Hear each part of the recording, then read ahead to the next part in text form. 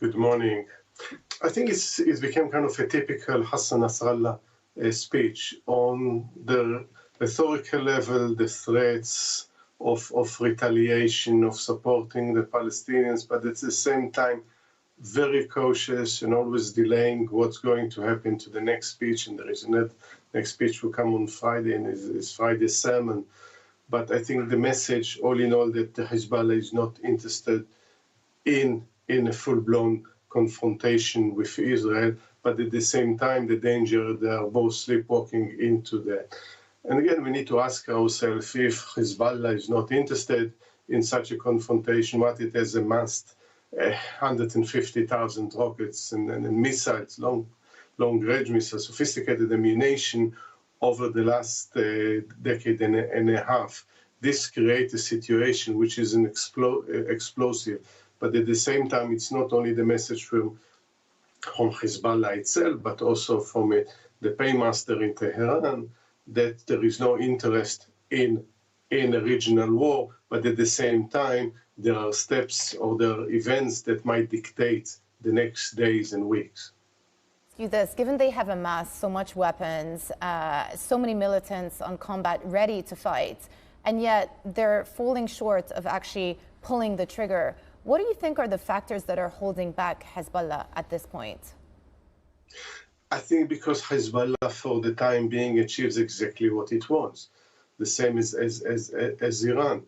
Bear in mind that the north of Israel has been evacuated. There are hardly people living right now in the north of Israel, so they disrupted severely life in Israel, in large part of it, as a result of the threat of war between Israel and Hezbollah. And that's where they would like to keep Israel. At the same time, Iran also rather fight Israel through proxy. And in this sense, it achieves what it wants. It is not directly involved, but Israel is deep into a war with Hamas in Gaza, engaged in Lebanon with the threat of a much wider military campaign. At the same time, the Houthis are disrupting the trade and commerce in the Gulf, while the Iranians can distance themselves. So similarly, Hezbollah, as long as they keep huge amount of troops, Israeli troops on the border and the north empty, they have no interest in actually expanding and extending the war. Israel's stated objectives for conducting this war to neutralize Hamas, their military capabilities, but also to bring back home the hostages. It has come at a very heavy civilian toll. There have been more than 20,000 lives that have been lost per the Palestinian health official numbers. Let me just ask you how close you think Israel are to achieving those objectives in terms of managing successfully to bring back the hostages home, but then also effectively neutralizing Hamas, because many senior leadership from Hamas, as we've discovered in the last few days, are not even within Gaza.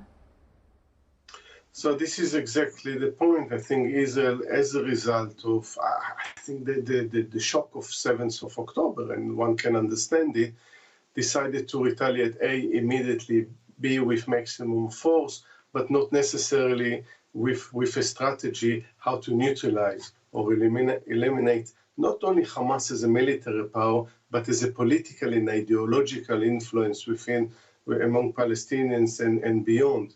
And I think the level of the death toll among Palestinians is unacceptable, because most of those killed are civilians. Many of them, thousands of them, are children, and that's not the way to conduct a war in the 21st century.